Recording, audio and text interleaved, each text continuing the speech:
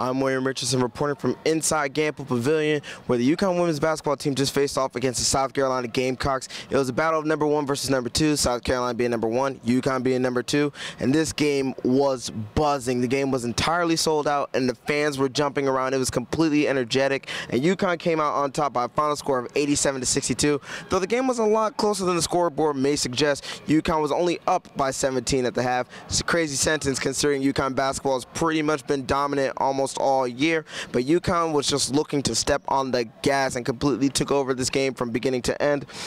Mariah Jefferson was the little engine that could today. She was the spark for the UConn Huskies.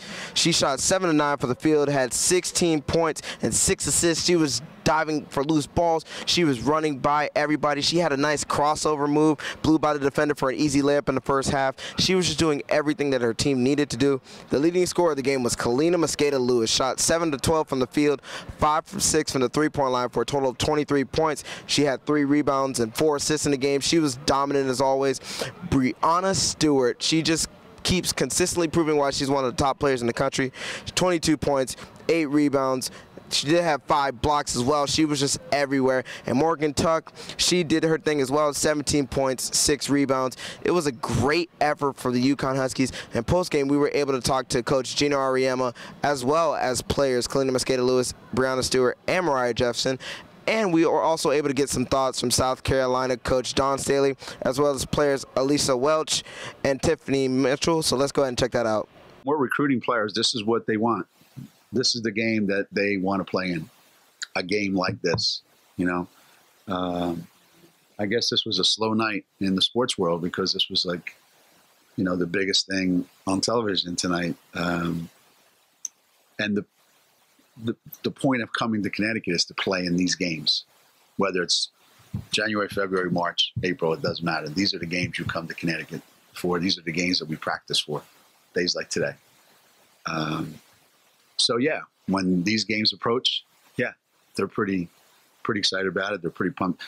We play with a lot of energy. We play with a lot of passion today.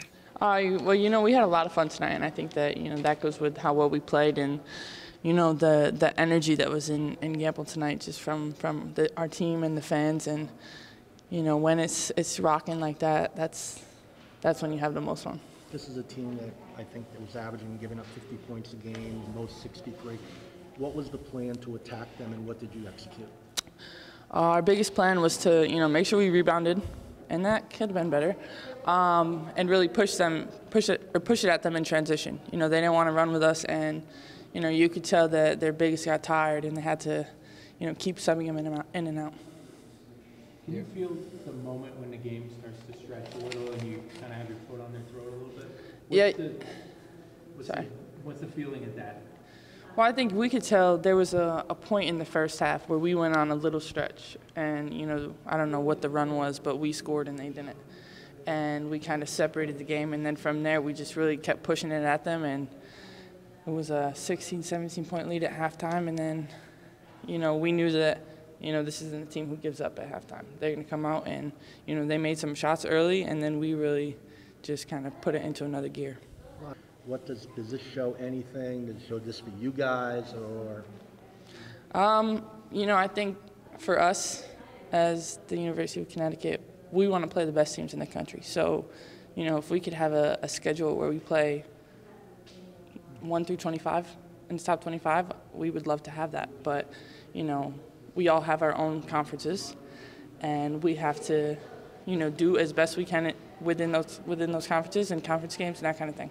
What was the plan to attack them? What did you guys execute well tonight? We just wanted to make sure that we were running the floor. We were trying to use our, you know, quickness and, you know, I guess lack of height to our advantage, and make sure that they didn't get inside. You know, I think they got a couple baskets inside, and that they got, you know, more offensive rebounds than we'd liked, but I think we took it to them as much as we could. We killed them on the outside, which is what we wanted to do.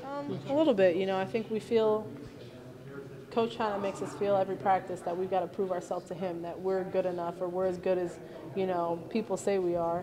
And in this game, I think we had to prove to, you know, everybody watching that, you know, we deserve to be number 1. We're as good as people think we are, despite, you know, what people think about the games that we've been playing lately. We can rise to the occasion. We can play a tough team and come out and be as aggressive.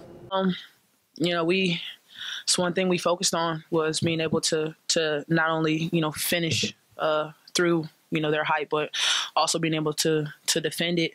It's just they made plays. At the end of the day, they made plays, and there's things we have to look at and work on to make sure we can correct the mistakes we made, especially on the defensive end. It's they figured out who should shoot the ball, who should have the ball in their hands, and they're patient enough to wait for it.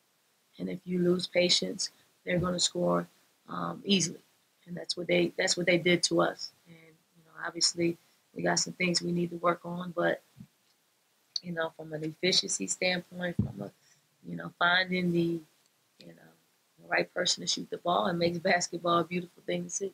Reporting from Gamble Pavilion, I'm William Richardson, and this is UC Sports.